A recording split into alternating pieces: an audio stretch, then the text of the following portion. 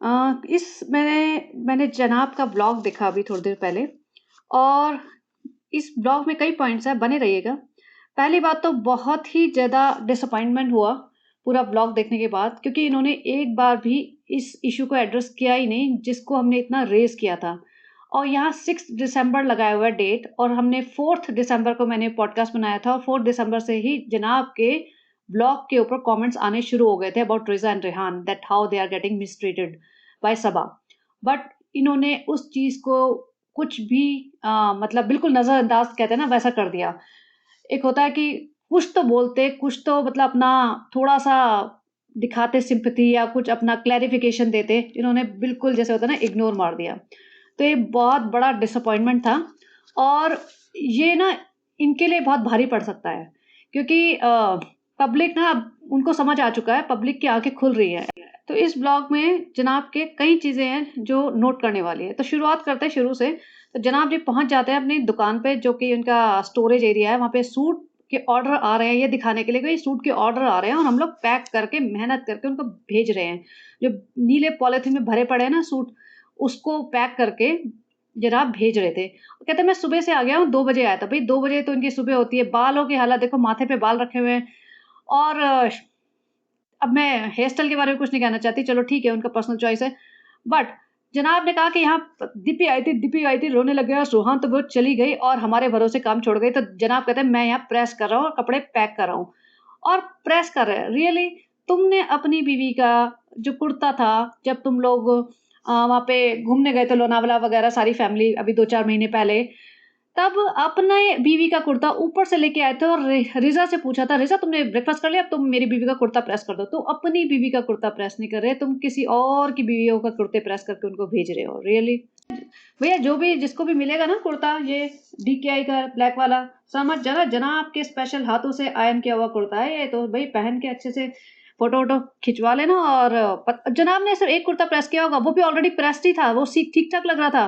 But उन्होंने थोड़ा बहुत ड्रामा किया और उसके बाद बाकी किसने प्रेस किए, क्या किया, और ये करीब 7 साढ़े 7 बजे यहाँ से निकले हैं।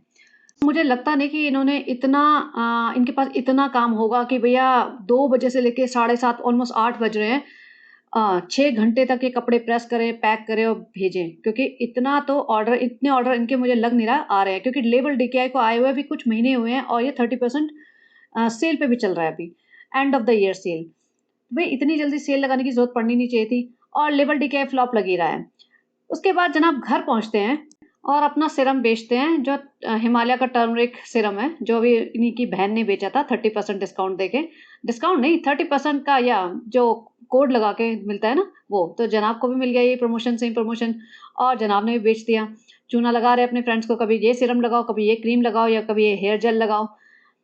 और फिर कहते हैं कि चलो भई नेक्स्ट डे हो गया, अब हम घूमने जाएँगे। अब तीनों रेडी हो गए हैं। अब मैडम जी का कपड़े देखो, कौन ओवरसाइज़ टी-शर्ट ओवरसाइज़ पैंट के ऊपर पहनता है? या तो टी-शर्ट टाइट हो, पैंट लूज़ हो, या पैंट टाइट हो, टी-शर्ट लूज़ हो। बट मैडम का तो भैया ड्रेसिंग सेंस पता नहीं कहाँ है, और मैडम बहुत ज़्यादा डिप्रेस लगती है अब तो। देखो बच्चे के डेवलपमेंट डिलेज़ चल रहे हैं, सबको पता है। अब इस बात को और छुपा के तो कोई फ़ायदा है नहीं। मैंने कभी ज़्यादा बोला नहीं, क्योंकि बहुत सेंसिटिव इश्यू है, किसी भी पेरेंट को सुनना अच्छा नहीं लगेगा। लेकिन जो है वो है अभी, और ये इतना ज़्यादा बच्चे को दिखाते हैं तो हर कोई इंसान ना इमीडिएटली कैच कर लेगा। जिसके भी बच्चे हैं ना वो इमीडिएटली कैच कर लेगा कि डेवलपमेंट डिलेज़ चल रहे हैं and they are not ready to talk about it. If they don't want to talk about it, that's okay, but at least don't show the kid on your vlogs. तो अगर तुम इतना expose करोगे तो people will be able to figure it out that something is wrong. अगर इन्हें इतनी बच्चे की परवाह है, अपनी सैनिटी की परवाह है, अपनी मेंटल हेल्थ की परवाह है, तो बच्चे को मत दिखाओ ना, तुम बाकी चीज़ें कवर करो। व्लॉग कम डालो, डालो, बाकी चीज़ें दिखा दो, कुछ भी दिखा दो, रेसिपी दिखा दो, कुछ और दिखा दो, फ़नी कुछ अपना पार्ट दिखा दो, बचपन की स्टोरी दिखा दो, कुछ दिखा दो। But if they are trying to show their kid as a main content, and if kid is not doing well, then people are going to notice it and they will write comments about it. तो फिर ये obviously परेशान तो हो ही जाएँगे। Nobody wants to read bad comments about their kids. उसको चलवाने की कोशिश कर रहे हैं, वो चल नहीं पा रहा है, उसको बुलवाने की कोशिश करते हैं, वो बोल नहीं पाता, उससे रिएक्शन निकलवाने की कोशिश करते हो, ज़्यादा रिएक्ट नहीं कर पाता। एनीवेज़, वो सब छोड़िए हम। अब यहाँ पे जो मेन जो जैसे मैंने कहा था कई टॉपिक्स हैं, अब इस टॉपिक पे एक बात करनी है, रेहान। अब जनाब जा रहे हैं, जनाब ने बोला कि मैं जा रहा हूँ भोपाल एंड मौदा। मौदा 1 दिन के लिए रहूँगा, भोपाल रहूँगा कई दिन के लिए, 2-3 दिन के लिए। तो जब भी मैंने देखा है जब ये जनाब आउटडोर जाते हैं आउटडोर शूट के लिए तो रेहान को अपने घर में छोड़ के जाते हैं। अब रेहान पीछे-पीछे चल रहा है, पिताजी आ रहे हैं और रेहान के हाथ में 2 टॉवल्स हैं। और जब अंकल जी बैठे हैं ना, जब पिताजी इनके बैठे हैं तो रेहान ने दोनों टॉवल उनके हाथों के नीचे लगाया। तो अब रेहान को भी तुम एज़ अ सर्वेंट ही तो ट्रीट कर रहे हो, क्योंकि बाकी लोग जनाब के साथ जा रहे हैं, जनाब अकेले नहीं जा रहे, जनाब बॉयज़ ट्रिप पे जा रहे हैं। मतलब 2-3 बंदे इनके साथ हैं, चंगू-मंगू, और दीपिका नहीं गई है, बच्चा भी नहीं गया है। तो अब रेहान की ड्यूटी ऊपर लग गई है। जब भी जनाब बाहर होते हैं ना तो रेहान की ड्यूटी ऊपर लगती है। अब जनाब के एब्सेंस में रेहान ही पापा जी को सँभालेगा। अब यहाँ पे उसने रेहान ने दोनों टॉवल लगाए हैं और दीपिका मैडम बैठी है। अब वो नहीं पूछ रही। अब अगर 3-4 साल पुराने इनके व्लॉग देख लो ना, दीपिका सर पे खड़ी रहती थी सबके, "अच्छा बना है? कैसे बना है? और लेंगे?" और सर पे पल्लू रख के। इतना ज़्यादा प्रिटेंड करती थी, इतना ज़्यादा प्लीज़ करने की कोशिश करती थी इन लोगों को, जैसे पता नहीं इनका क्या अप्रूवल चाहिए, इनका क्या वैलिडेशन चाहिए कि हाँ भैया तुम परफेक्ट बहू हो। और अब होता है ना कि आफ्टर पॉइंट तुम अपना एक स्टैंड ले लेते हो कि इनफ इज़ इनफ, अब नहीं कर पाऊँगी। या उसे लगा कि बस हो गया, या जो भी उसका माइंडसेट है, अब नहीं कर रही। लेकिन as a public, as a viewer हमें बहुत खराब लग रहा है कि भई पहले तुम इतना ओवर होते थे और अब इतना एक्सट्रीम पे जा रहे हो। भई रेहान क्यों कर रहा है? तुम कर लो या जनाब करे ना, जनाब को व्लॉग बनाना ज़रूरी है? अपने पापा का ध्यान रख लो भई। वैसे भी मुझे लगता नहीं है ज़्यादा बात-वात करते होंगे, क्योंकि जो बात करी ना इन्होंने बेडरूम में जाके, उससे पता चल गया था कि कितना कम्युनिकेशन होता है सेम घर में रहने के बाद। उस पे भी बात करते हैं। अब माताजी आ गई है खाना लेके। एक तो ये समझ नहीं आता कि दीपिका के घर में खाना नहीं बनता क्या? और अगर बनता है, चलो सब्ज़ी-वब्ज़ी उन्हें अपनी, मुझे लगता है बीवी के पसंद की, बीवी के हाथ की वाला खाने का तो कोई फंडा नहीं होगा। बस इनका कुछ और सेटअप होगा कि भैया पिताजी की सब्ज़ी नीचे से ही बन के आएँगी, हम ये सब एफर्ट नहीं लेंगे। और रोटी पता नहीं कौन बनाता है या जो भी बनाता है। अब ये माताजी जब लेके आई ना सब्ज़ी, रेहान फिर से प्लेट में डाल के, प्लेट भी नहीं ट्रे में डाल के, वो खीरा एक उनका फिक्स होता है, खीरा सब्ज़ी लेके आती है, रोटी पता नहीं कौन देता है, रोटी दीपिका देती होगी। तो ये खीरा सब्ज़ी और रोटी ट्रे में डाल के अंकल जी को देता है। पता है रेहान की ड्यूटी लगी पड़ी है। जनाब अपना व्लॉग बना रहे हैं, टाइम पास कर रहे हैं, माताजी ज़बरदस्ती इधर-उधर देख रही हैं, रेहान के साथ थोड़ा टाइम पास कर रही है, जनाब व्लॉग बना रहे हैं और रेहान लगा हुआ है सेवा में। तो अब जब जनाब अपना अपनी सेवा भी करवा रहे हैं रेहान से, और रिज़ा से माताजी सेवा करा रही है, या माताजी सेवा करवा रही है बेटी खाला से, और सबा इब्राहिम सेवा करवा रही है रिज़ा से, तो भैया ये सब तो फिर तो प्लान्ड ही है ना, सब कुछ सेटअप ही है। तो क्यों इन्हें परेशानी होगी? क्यों ये बोलेंगे किसी के लिए? क्योंकि फिक्स है, 3 जने मिल गए इन्हें परमानेंट नौकर जिसे कहते हैं। एक ऊपर रहेगा, 2 नीचे रहेंगे, एक को बेटी यूज़ करेगी, एक को बेटा यूज़ करेगा, एक को माताजी यूज़ करेंगी, और चल रहा है सबका काम। नो, कोई चूई नहीं कर सकता, इनको कोई मनी नहीं मिलेगी, इनको कोई शेयर नहीं मिलेगा, इनका पढ़ाई-लिखाई की फ़ीस भर दी जाएगी, खाना-कपड़ा जो बन रहा है, जो मिल रहा है घर में वो मिलता रहेगा। ना ये कुछ एक्सपेक्ट कर सकते हैं, ना ये कुछ माँग सकते हैं, और जब तक इनके पास पैसा आता रहेगा तो मिलता रहेगा, जिस दिन पैसा आना कम हो गया, ये बोलेंगे भैया तुम अपना रास्ता पकड़ो और जो करना है करो। तो ऐसे में ना ये लोग बच्चे बहुत, रिज़ा का तो मुझे पता नहीं, रिज़ा में तो मुझे लगता है कि उसमें बुद्धि कम है थोड़ी। ये लड़का रिबेल हो जाएगा, उसको चीज़ें समझ आ रही हैं, वो इतना बेवकूफ़ नहीं है, और बच्चे कमेंट से पढ़ रहे होंगे, उन्हें सब समझ आ रहा होगा, और जो घर में सन्नाटा छाता है ना इनका, जब इस टाइप की चीज़ें होती हैं, डिस्कशन तो होता होगा, इधर-उधर खुसर-पुसर तो होती होगी, तो ये सन्नाटा सा जो छाता छाता है ना, उससे बच्चों को समझ तो सब आ जाता होगा। और देखो जनाब के ब्लॉग में ना ज़बरदस्ती हँस रहा था, लेकिन माताजी का चेहरा, बच्चों का, बेटी खाला, उन सबके चेहरे ऐसे उतरे हुए थे। कोई ऐसे ओवर द टॉप होके हँस बोल नहीं रहा था। और वैसे भी जनाब के सामने किसी की हिम्मत ही नहीं होती, वो भी बात है। जो सबा के ब्लॉग में आवाज़ें निकलेंगी, लेकिन जनाब के ब्लॉग में तो सब जी हाँ, जी हाँ, जी हाँ, हाँ करते रहते हैं। अब माताजी ने ज़बरदस्ती एक खीरा पकड़ के मसल के बच्चे को खिला दिया, बच्चा बैठा हुआ है। अगेन पूरा टाइम बच्चा दिखा रहे हो तुम, तो समझो कि लोग पकड़ेंगे तुम्हारे बच्चे की हरकतों को, नोटिस करेंगे। जब 8-10 क्या मतलब, पता नहीं कितने 80,000 लोग देखते हैं इनको, कितने लोग देखते हैं, तो देखेंगे क्या हो रहा है। और आजकल देखो जनाब के ब्लॉग्स के व्यूज़ ना ऑलमोस्ट 500 भी नहीं पहुँचे, और 13-14 घंटे हो चुके हैं, तो व्यूज़ तो कम हो गए हैं, और ये सेम ना सबा के साथ होना चाहिए। अब ये मुझे समझ नहीं आता, ऐसे ट्रे में खीरे रख के क्यों दे देते हैं? भई थोड़ा प्लेट-व्लेट ले लो, इतना पैसा है तुम्हारे पास, इतना ढंग से थड़ी तरीके से रहो, ये ट्रे में तो मतलब ख़ैर ठीक है, छोड़ दो अभी। ये बहुत छोटी चीज़ है, जो बड़ी चीज़ है ना मुझे उस पे बात करनी है अभी। अब ये यहाँ पे जाते हैं घूमने, ठीक है, दीपिका मैडम देखो पीछे फँसी पड़ी हैं, वे बच्चा सो रहा था। जब बच्चे का तुम्हारा सोने का टाइम होता है, जनरली सब बच्चों का एक पैटर्न होता है, या कई बार वो कार में सो भी जाते हैं, तो भैया गोदी-वोदी में सुलाओ, पीछे ऐसे गद्दा-वद्दा फैला के तुम पता नहीं कहाँ जा रहे थे, इन्होंने कुछ बताया नहीं ढंग से, हम घूमने जा रहे हैं, ठीक है। यहाँ पे ये बात कर रहे थे एक पाकिस्तानी सीरियल की, भई इंडिया के सीरियल तुम देखते नहीं हो क्या? या इंडिया की फ़िल्में तुम नहीं देखते हो क्या? जो तुम पाकिस्तानी सीरियल के बारे में इतनी बातें कर रहे हो और तुम्हारी बहन भी यही करती है कि वो वाला ड्रामा पाकिस्तान में जो सीरियल्स आते हैं ना उनको ड्रामा बोलते हैं। तो पाकि वो वाला ड्रामा देख रहे हैं हम, ये वाला ड्रामा देख रहे हैं। जितने पाकिस्तान में serial I have nothing against Pakistan but I am just saying for the sake of it कि पाकिस्तान में जितने सीरियल बनते होंगे उससे मल्टीपल टाइम्स इंडिया में बनते होंगे। और लेकिन तभी भी इनका पाकिस्तान प्रेम इतना ज़्यादा है कि वो उसी के बारे में बात कर रहे हैं because they do not want to offend their Pakistani audience. उन्हें लग रहा है कि भई इंडियन ऑडियंस तो पकड़ रही है हमारी गलतियाँ, पकड़ रही है क्योंकि they are very smart and sensitive. I am not saying Pakistan audience is not smart and sensitive but अब इन्हें लगता है कि एक सर्टेन ऑडियंस को तो मुट्ठी में करके रखो, तो क्या करो? एक सीरियल पकड़ लिया, कभी हम, कभी मैं, कभी तुम जो भी है, कभी मैं, कभी तुम आई थिंक यही है सीरियल का नाम जिसके बारे में बात कर रहे थे।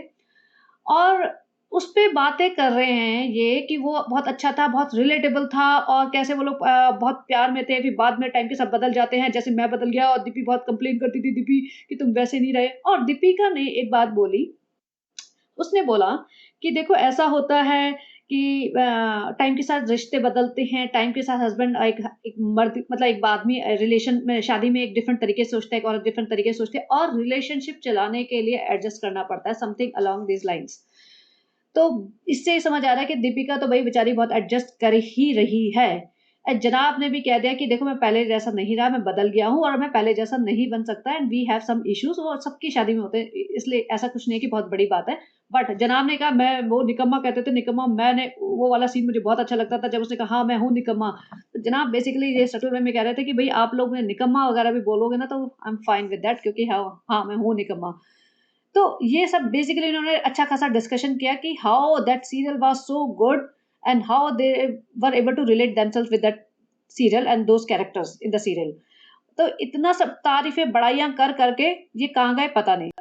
इससे अच्छा तुम लोग एक बार एड्रेस कर लेते वो इश्यू कि भई ऐसा है कि हमने कमेंट्स पढ़े, ऐसा हो रहा है, ये है, वो है, कुछ सफाई पेश कर देते, कुछ झूठ बोल देते, कुछ तो बोलते। तुम इतनी बड़ी-बड़ी बातें करते हो कि ज गाइस कमेंट करिए, लाइक करिए, सब्सक्राइब करिए। जब लोग कमेंट कर रहे हैं, तो तुम इतने बिज़ी भी नहीं हो कि तुम्हें कमेंट पढ़ने का टाइम ना मिला। तुम्हारे कमेंट्स ऐसे भी नहीं थे कि छुप-छुपा गए हो कि भई 2000 कमेंट्स आए, 2000 में से 2-3 कमेंट्स ऐसे नेगेटिव आए थे या किसी पर्टिकुलर टॉपिक पे आए थे कि भई मिस हो गए।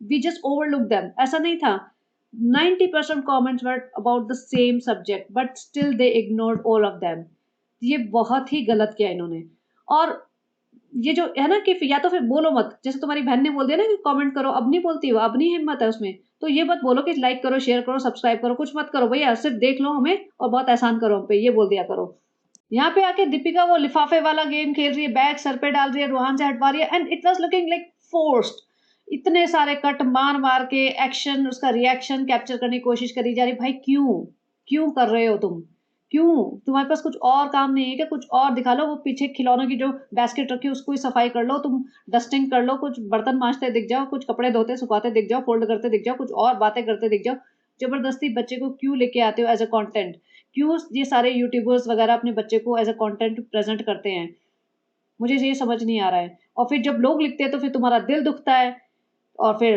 परेशान होते हो तुम और फिर तुम डिप्रेस दिखते हो भैया इससे अच्छा अपनी लाइफ की बहुत सारी चीजें ना तुम्हारे हाथ में होती है कि क्या दिखाना है क्या करना है अगर तुम गलत चीजें दिखाओगे तो फिर रिएक्शन भी तो गलत ही आएगा अच्छा अब यहाँ पे आता है एक और इम्पोर्टेंट पॉइंट यहाँ पे जना बोलता है मैं जा रहा हूँ मोहदा 1 दिन के लिए 3 दिन के लिए जाऊंगा भोपाल और मैं अकेला जा रहा हूँ दीपी पहली बार ऐसे अकेला जा रहा हूँ मैं रोड ट्रिप पे बहुत टाइम से जाना चाहता था लेकिन तुम नहीं आ सकती अब दीपिका ने ये नहीं बताया बोला मैं अपने ब्लॉग में कल बताऊँ कि मैं क्यों नहीं आ सकती और जनाब जो जा रहे हैं चलो ठीक है मस्ती करने घूमने जा रहे हैं लेकिन इसे कहा मैं मोहदा जा रहा हूँ 1 दिन के लिए खुद ही सफाई पेश की कि मैं मोहदा में जा रहा हूँ मैं होटल में रहूंगा क्योंकि बेटी खाला यहाँ पे नाजा खाला यहाँ पे कोई वहां रहने का और कोई ठिकाना नहीं है पहली बात भाई तुम्हारे मामा जी वहां है मामा जी का ठीक ठाक घर है नानी की बात करें तुम नानी के घर रहते हैं नानी के घर में एक फोल्डिंग पलंग है एक छोटा सा कमरा है उसमें तो तुम रह ही नहीं सकते अगर नानी वहां होती भी तो उसको तो भूल ही जाओ सीधा बोलो कि बेटी खाला यहाँ पे है तो इसलिए मैं वहां नहीं जा सकता और तुम बेटी खाला का वो ले सकते हो चाबी ले सकते हो 4 बंदे वहां रहो आराम से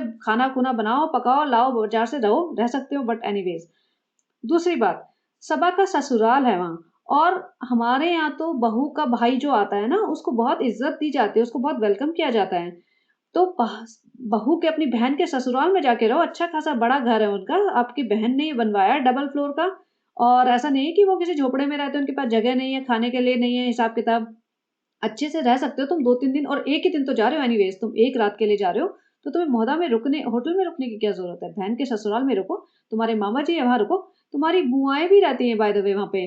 और मुझे नहीं पता ये किस लिए जा रहा है, लेकिन अगर शोएब को ना, जैसे कहते हैं ना, ब्राउनी पॉइंट्स अर्न करने हैं ना अभी इस टाइम, जैसे करियर में आगे तो कुछ हो नहीं रहा है, मुझे नहीं पता कुछ हो रहा है नहीं हो रहा है, सॉन्ग वॉन्ग बनाता है नहीं चलते हैं, और यूट्यूब पे थोड़ा डाउन चल रहा है, रेगुलरली व्लॉग्स भी नहीं डालते हैं। Obviously they need money, everybody needs money.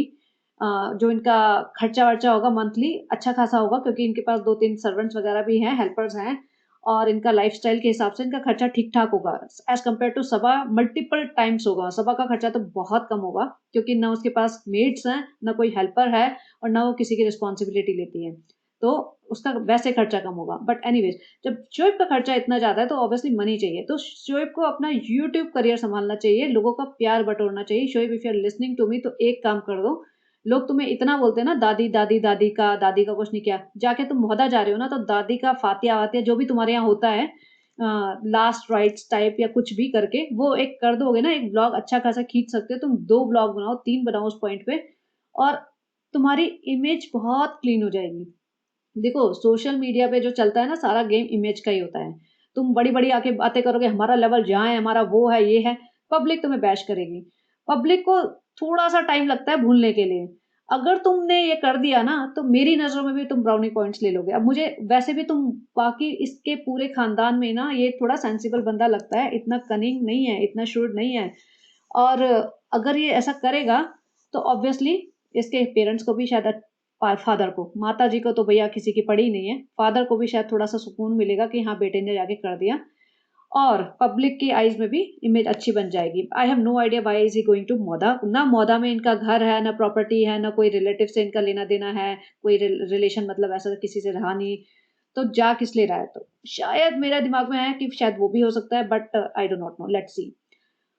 और वहाँ पे जा रहे हैं, कहते हैं कि मैं भोपाल जा रहा हूँ 2-3 दिन के लिए, और होटल में ही रहेंगे। ये इसने अच्छा किया कि नाज़ा खाला के घर नहीं धमक गए। जैसे सबा पहुँच जाती है, सबा ने एक बार पहुँच गई थी सनी के साथ, और शायद एक आध कोई फ्रेंड भी था, नाज़ा खाला के घर। कहती है हम यहाँ रुकेंगे, और रात को ही भाग लिए। क्योंकि भई नाज़ा खाला एक जॉइंट फैमिली में रहती हैं। उनकी बेटी भी है, और उनके पास इतना स्पेस नहीं होगा कि सबा सनी, और सबा को तो चाहिए, मेरे को तो भैया 5 स्टार ट्रीटमेंट दो, मुझे तो बेस्ट रूम दो। ऐसा नहीं है कि मैं ज़मीन पे चटाई पे सोऊँगी रिज़ा के जैसे। तो वो उसने तो एक्सपेक्टेशंस उसकी हाई होंगी, तो पता चला होगा वहाँ इतना स्पेस नहीं है, वहाँ इतनी इज़्ज़त नहीं है, तो रात को ही निकल लिए थे। कुछ तो ऐसा चक्कर था, एग्ज़ैक्टली मुझे याद नहीं है, बट ऐसा कुछ हुआ था। इसने बोला था हम 2-3 दिन वहाँ रहेंगे, और 1 दिन में ही निकल लिए थे। तो ये सही है कि इसने किसी को डिस्टर्ब नहीं कर रहा है, और since he is not going alone all by himself, he is going with his friends and colleagues, जो भी इसका चंगू-बंगू है, तो it does not make any sense कि किसी के घर जाके उनको डिस्टर्ब किया कराएँ। तो ये नाज़ा खाला के यहाँ भोपाल जा रहा है, और इसने लिखा है 10 साल बाद, एंड ही वाज़ टेलिंग कि 10 साल बाद जा रहा है। तो ऑब्वियसली नॉस्टैल्जिक होते हैं तुम्हारे पुराने स्कूल, तुम्हारे पुराने एरियाज़, कॉलेज, और जो जहाँ पे तुम खड़े होते थे, खाते-पीते थे, जो भी फ्रेंड्स के साथ घूमते थे, वो एरियाज़ देख के तुम्हें अच्छा भी लगेगा, और ये अच्छे से कवर करेगा। और देखो, पब्लिक कितनी भोली। एक ब्लॉग पहले इतना बैश कर रही थी, इतनी बड़ी-बड़ी कहानियाँ लिख रही थी रिज़ा रेहान के लिए, और जैसे ही भोपाल जा रहा है ना पब्लिक, "अरे! भोपाल हमारा भी शहर है, यहाँ पे आना, आप कब आ रहे हो? हम मिलने आ जाते हैं, मौधा जा रहे हो, यही जा।" भूल गई, पब्लिक भूल गई है। पब्लिक को ये नहीं दिखा कि रेहान उनके लिए काम कर रहा है। पब्लिक को ये नहीं दिखा कि अब रिज़ा रेहान के बारे में कुछ बोले, नहीं दिखा। पब्लिक भूल जाती है, तो वही मैं कह रही हूँ, अगर अपनी इमेज क्लीन करनी है ना, तो कुछ अच्छी चीज़ें करके दिखा दो। अगर रिज़ा रेहान के लिए स्टैंड लोगे ना यहाँ पे, तो तुम्हारी इमेज क्लीन होएगी। यहाँ मैडम जी ने बैग पैक कर दिया, भैया जनाब बैग पैक नहीं करते, मैडम जी करती है सारे काम। मैडम तो एकदम लॉस्ट लग रही है, बिल्कुल लॉस्ट लग रही है। Deepika, you need to take care of yourself. Uh, बहुत सारी चीज़ें चल रही होगी आई एम श्योर, और सारी चीज़ें हमें पता भी नहीं होगी। लेकिन जो भी है, थिंग्स कैन गेट बेटर अगर थोड़ा-सा उनको ध्यान से सँभाला जाए तो। यहाँ पे मैडम ने ना जब पैक करी है ना इतनी सारी दवाई का पाउच, अरे बाबा इतनी सारी दवाइयाँ, वो बंदा 5-6 दिन के लिए जा रहा है, ये इसकी, ये उसकी, एंटासिड, ये सर दर्द की, ये पेट दर्द की, ये जुकाम की, ये खाँसी की, ये बैंडेड, ये वो। अरे भाई वो जंगल में नहीं जा रहा है 5-6 दिन के लिए, जहाँ पे भी जा रहा है ये सारी दवाइयाँ वहाँ मिल जाएँगी किसी भी गली के कॉर्नर पे, और इतनी कितनी दवाइयाँ खानी होती हैं, मुझे तो यही समझ नहीं आता। और ये बिसलरी की बॉटल से पता नहीं क्या फिक्सेशन है इनका, भाई बिसलरी की बॉटल नहीं छूटती इनकी, पानी की बॉटल ना। और तो ये इतनी सारी दवाइयाँ जनाब को पैक करके दी थी इसने। अच्छा, अब ये आता है पिताजी के पास। ये देखो ये इम्पोर्टेंट पॉइंट, ये पिताजी के पास आता है, पिताजी को बताता है मैं जा रहा हूँ महोदय 1 दिन के लिए और 3 दिन के लिए वहाँ। तो पापा एक्चुअली काफ़ी लेट हो रहा था इस टाइम। पापा बोलते हैं, "अच्छा अभी तक निकले नहीं?" "नहीं, मैं निकलूँगा, थोड़ी देर में निकलूँगा।" वो खुद पूछते हैं, "अच्छा 1 दिन वहाँ रहोगे, 3 दिन वहाँ?" तो मतलब पिताजी से बात नहीं हुई थी क्या कि मैं वहाँ रहूँगा, यहाँ रहूँगा, इतने दिन यहाँ रहूँगा, इतने दिन वहाँ रहूँगा? पापा बोलते हैं, "पापा ध्यान रखना अपना, वॉक-वॉक करना, चिंता मत करना, मैं आ जाऊँगा।" चलो, दिखाया हमें कि पिताजी से मिला और ये पर्पसली दिखाया है। पिताजी से मिला, उसके बाद ये नीचे जाता है और नीचे पिताजी के सामने बैठा था रेहान। रेहान से पूछा नीचे हवा जग रही है? उसने बोला हाँ। और रेहान पीछे से शूट कर रहा है ऑब्वियसली, और कौन करेगा? तो रेहान को लेके नीचे जाता है ये और यहाँ पे रिज़ा दरवाज़ा खोलती है। बेटी खाला और माताजी वहाँ बैठे हुए हैं सामने और इसने मैंने टाइम देखना चाहती है, उसने दिखा भी दिया टाइम, 1:30 बज रहे थे। 1:30 बजे ये नीचे आया है रेहान के लेके। अब देखो रेहान और रिज़ा स्कूल जाते हैं। मुझे नहीं लगता कि 1:30 बजे सोना एक आम बात होनी चाहिए। अब जो लोग, मुझे पता है मेट्रो सिटीज़ में लोग लेट सोते हैं। मैं दिल्ली से हूँ तो मुझे पता है वहाँ पे भी लोग लेट ही सोते हैं, लेकिन ऑन एवरीडे बेसिस 1:30 बजे तो मुझे नहीं लगता कोई सोता है। बच्चे जो बड़े हो जाते हैं, टीनेजर्स अपने रूम में पड़े रहते हैं, वो अपने फ़ोन पे लगे होते हैं। पेरेंट्स कहते हैं सो जाओ, बट वो लगे होते हैं आजकल। लेकिन ये तो इनका माहौल थोड़ा डिफरेंट है। इनको ऐसा नहीं है कि बच्चे अपने फ़ोन पे लग के टाइम पास कर रहे हैं। ये पूरी फैमिली सी जगी रहती है। तो आप मुझे बताना कि बॉम्बे में ये नॉर्मल होता है क्या भाई 1:30-1:30 2-2 बजे तक सो रहे हैं रोज़ ही? अब यहाँ पे एक जनाब आया है नीचे, अब माताजी से मिल रहा है, बेटी खाला से मिल रहा है, नानी से मिल रहा है। रिज़ा से तो हाय हेलो वो होता नहीं है इसका, रिज़ा से तो ये ज़्यादा शायद बात करता भी नहीं है। अब देखो 1:30 बजे रात के और नानी जी तो सोई रही थी ज़मीन पे, नानी जी उठ के इसको गले-वले लगा रही है। तो बेसिकली सबसे मिला, सेम बिल्डिंग में ना, नीचे आया एफर्ट डाल के। अपनी बहन से नहीं मिला, अपने जीजाजी से नहीं मिला। क्यों? जब नीचे आ सकते हो 2 फ्लोर, तो ऊपर भी जा सकते हो 2-4 फ्लोर, लिफ्ट में तो जाना है तुम्हें। तो बहन तो तुम्हारी वैसे भी 3 बजे से पहले सोती नहीं है। अभी तो सनी आया भी नहीं होगा रेस्टोरेंट से। हो सकता है यहाँ पे रिज़ा ड्यूटी लगा के ऊपर बैठे, या तो क्या चक्कर है भाई, बहन से क्यों नहीं मिला? रिश्ते तुम्हारे इतने खराब हो गए हैं। तुम जा रहे हो out of town, out of state जा रहे हो for couple of days, you are meeting everybody in the family, papa, mummy, बुआ, बुआ नहीं मासी, नानी, रिज़ा, रेहान, सबसे मिल रहे हो। अपनी बहन से नहीं मिल रहे। बहन तो तुम्हारी सगी बहन है। तुम्हें दुश्मनी होगी तो, या जो भी ग्रजेस होंगे वो सनी से होंगे, तो बहन से क्यों नहीं मिले भाई? बताओ ज़रा, हमें जानना है। तो ये जो रिश्तों का इतना ज्ञान देते हैं ना कि ये रिश्ते बनाए रखिए, ये करिए, वो करिए, दोनों भाई-बहन, वो यहाँ पे दरारें होती हैं ना जो इतनी विज़िबल दिखती हैं। अब एक-दूसरे के व्लॉग में भी नहीं आ रहे हैं। अब मतलब भाई ने तो सही में अगर स्टैंड लिया है ना, तो भाई टिके रहना भाई अपने स्टैंड पे, हम तुम्हारा साथ देंगे। लेकिन seriously man, this was too much. और सबा यहीं पड़ी होती है, लेकिन सबा को बोला गया होगा भाई अभी तू हट जा, अभी तेरे पे बहुत नेगेटिव अटैक हो रहे हैं, मैं नहीं चाहता मेरे ब्लॉग पे तेरी शक्ल देख के लोग फिर से लिखना शुरू कर दें, तो तू तो मेरे ब्लॉग से हट ही जा। अभी 2-4 दिन शांति से बिल में घुसे रह, ये हमारी स्ट्रैटेजी है। जैसे हमारे पे बैड कमेंट्स आते हैं ना, तो हफ्ता 10 दिन शांत रहो, उसके बाद फिर से आ जाओ कुछ अच्छा करते हुए, कुरान खानी करते हुए, लव स्टोरी पार्ट 2 करते हुए, या कुछ और, हम तो प्रेग्नेंट है जी। और अच्छा, सबा ने ना अपने उस पे रेस्टोरेंट पे वो निकाला है कि हम गिव अवे कर रहे हैं। तो ये देखो डील देखो इनकी, कि अगर तुम्हारा बिल 3,500 का आएगा ना मिनिमम, तो तुम्हें एक लकी ड्रॉ दिया जाएगा। उस लकी ड्रॉ को हम एक बॉक्स में रखेंगे, उसमें से हम जैसे होता है लकी ड्रॉ जब हो जाएगा हमारी डेट कंप्लीट, वो भी फ़रवरी की टाइप की कोई डेट इन्होंने दी है, फ़ेब में ये लकी ड्रॉ विथड्रॉ करेंगे। उसमें से जिसका नंबर आया, फर्स्ट को हम देंगे फ़ोन 16 आईफ़ोन 16, सेकंड को देंगे माइक्रोवेव और थर्ड को 3 हम प्रेस बाँटेंगे, आयरन जो होती है। अब आप ये सोचो, इसने सूट का गिव अवे कौन से ज़माने में बोला था? याद है आपको? 2, 3, 4 महीने हो चुके होंगे। वो सूट आए, गए, रखे बोरे में भर के, गिनती हो गई, मल्टीपल ब्लॉक्स बन गए उसपे, फिर बोरे में भर के रख दिए। अब ये नया गिव अवे। तो जब इन पे जूते पड़ते हैं ना, तो इन्हें ऐसे फालतू के वो आ जाती है। जब दुकान चल नहीं रही है, खुशामदीद चल नहीं रहा है, 3.5 की रेटिंग पे चल रहा है, लोग कह रहे हैं बहुत एक्सपेंसिव फूड है, तो इन्हें लगता है कि इस तरीके से पब्लिक को अट्रैक्ट कर लेते हैं। लोग इतने बेवकूफ नहीं है, 1-2 लोगों ने लिखा कि भाई 3,500 का हम बिल बना के देंगे, तो तुम उसी पैसे में से तो आयन दे रहे हो। आईफ़ोन एक बड़ा मतलब 1 लाख 1.5 लाख का वो फ़ोन है, तो उसको तो ये देगी भी नहीं, ऐसे झूठ बोल देगी। किसी को क्या पता, कौन जाके वेरीफ़ाई करेगा तुम्हें, तुमने दिया, नहीं दिया, ऐसे पैक करके बोल दे कि हाँ जी, एबीसीडी को मिल गया।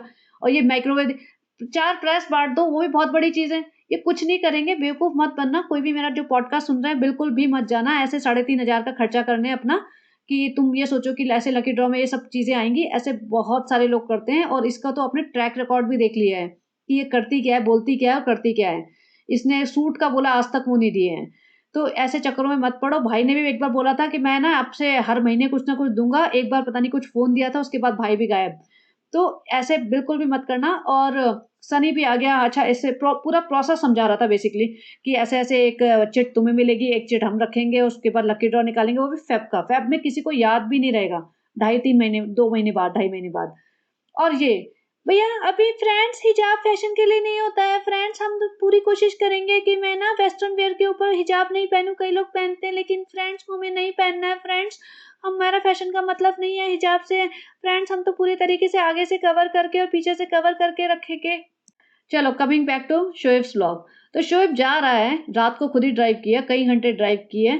कुछ बता रहा था, वो सब ठीक है, इन्होंने चाय पीने के लिए रुके और वहाँ पे ठंड थी, फिर वो चल पड़े, फिर वो आगे जाके भोपाल पहुँच गए, बता रहा था कि ऐसा अच्छा है, बीच में ब्रेकफ़ास्ट करने रुके, वो सब ठीक है। इसमें सिर्फ़ एक ही पार्ट मुझे अच्छा लगा कि ये जो निक्कू है इनका, उसको भी ये इक्वल टाइप ही ट्रीट करते हैं। ऐसा नहीं कि बिल्कुल हेल्पर की तरह उनके साथ बैठ के खाना खा रहा है, उनके साथ हँसी-मज़ाक कर रहा है।